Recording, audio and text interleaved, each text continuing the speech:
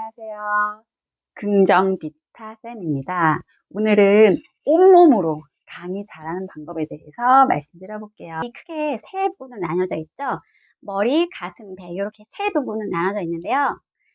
저는 인간의 몸을 또 세 가지로 나눠서 머리, 몸통, 그다음에 다리까지 해서 온몸으로 강의 잘하는 법을 알려드리겠습니다.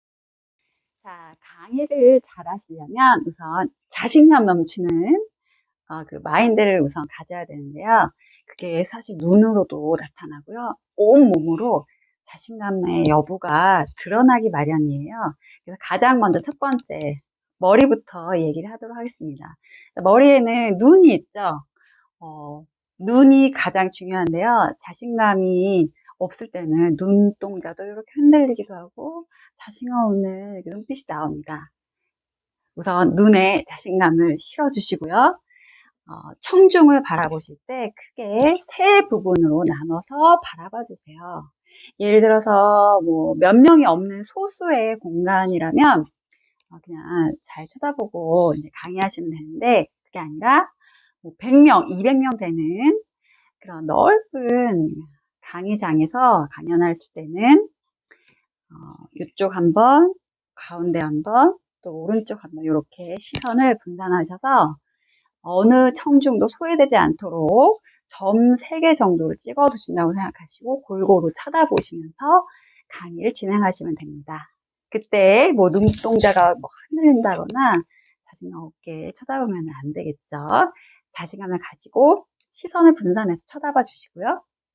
그리고 입은 최대한 입술과 입 안 근육을 최대한 많이 움직이셔서 발음을 명확하게 하시는 게 좋습니다.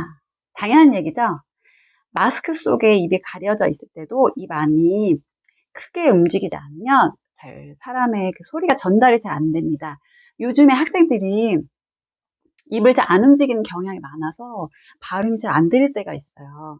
우리는 강의하는 사람이기 때문에 입 안을 최대한 많이 활용하시고 특히 말하실 때 마지막 끝 매짐까지 명확히 하셔야 잘 들립니다. 예를 들어서 제가 수업 시간에 뭐 인플레이션을 설명한다고 쳐볼게요. 자, 여러분 인플레이션에 대해서 오늘 설명하겠습니다. 인플레이션이란 지속적으로 물가가 올라가는 겁니다. 이렇게 얘기하는 거랑 자, 여러분 오늘 인플레이션에 대해서 얘기하도록 하겠습니다. 인플레이션이란 이렇게 끝에를 이렇게 흐릿하게 하면은 뭔가 명확하게 전달되기가 어렵죠.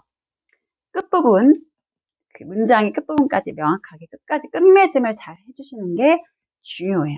그래서 눈은 시선을 골고루 쳐다봐 주시고 입은 발음을 최대한 명확하게 하도록 잘 크게 입 근육, 입술 근육을 활용해 주시면서 끝 말에 문장의 끝을 명확하게 해주시면 됩니다. 아셨죠? 그리고 마지막 머리에 있는 두뇌 가장 중요하죠. 뇌는 오늘 얘기할 주요 강의의 주제가 머릿속에 착착착착 들어와 있어야 됩니다. 이거는 연습을 하시면 됩니다. 연습하실 때 단순히 시나리오를 달달달 외워서 하시면은 긴장감에 다 잊어버릴 수도 있어요.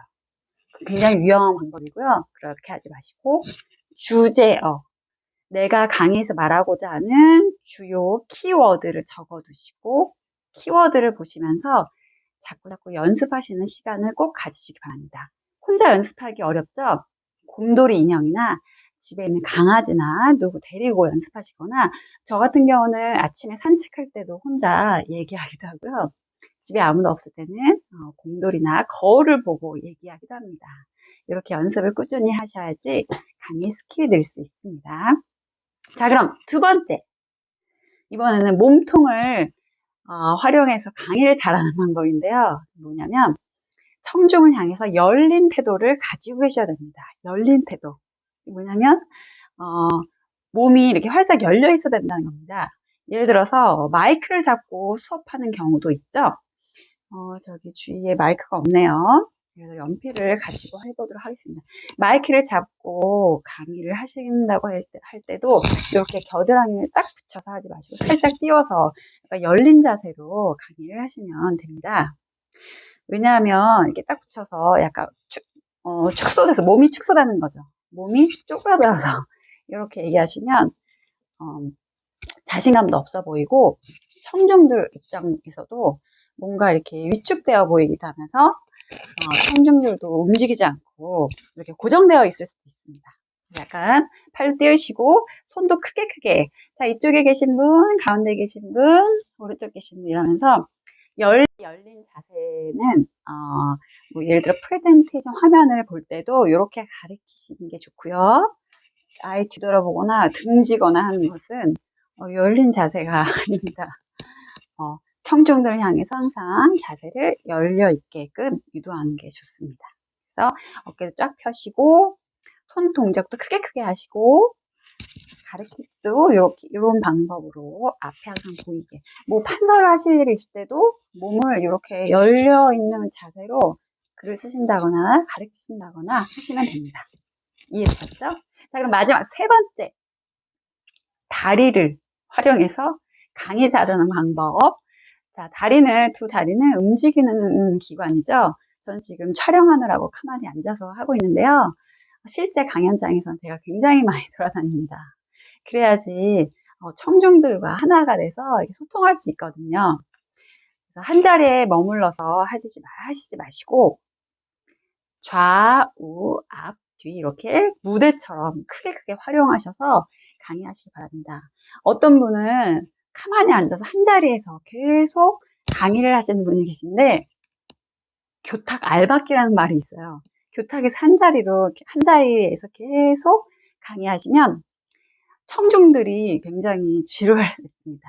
왔다 갔다 움직이시고 특히 뭐 모든 활동 같은 게 있으면 그 책상과 책상 사이를 왔다 갔다 하는 괴관 순회라고도 하거든요.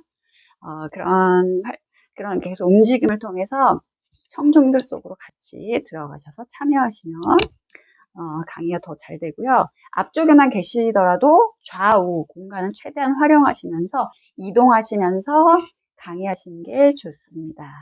그러면 강의를 듣는 청중 입장에서도 굉장히 열심히 듣게 되고 강연자가 움직일 때마다 같이 움직여주는 경향도 있고요. 뭔가 활동적인 그런 강연이 될 수가 있습니다. 그러면 지금까지 세 가지 머리, 몸통, 다리를 활용한 온몸을 활용한 강의 잘하는 방법에 대해서 말씀드렸는데요. 도움이 되셨다면 좋아요 눌러주시면 감사하겠습니다. 지금까지 놀이 방법을 연구하는 긍정비타였습니다. 감사합니다.